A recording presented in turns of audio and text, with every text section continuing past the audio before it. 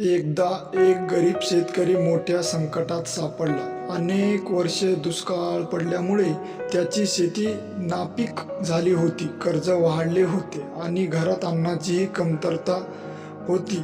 त्यामुळे तो खूप अडचणीत होता आणि शेतकऱ्याच्या पाठी कायम आपले श्री स्वामी समर्थ. शेवटी तो शेतकरी अक्कलकोटला श्री स्वामी समर्थाच्या दर्शनाला गेला. स्वामीच्या चरणी नमस्कार करून तो रडू लागला आणि म्हणाला, स्वामी, माझे सर्व मार्ग बंद झाले आहेत. आता तुम्हीच माझा आधार आहात, तर मी काय करू?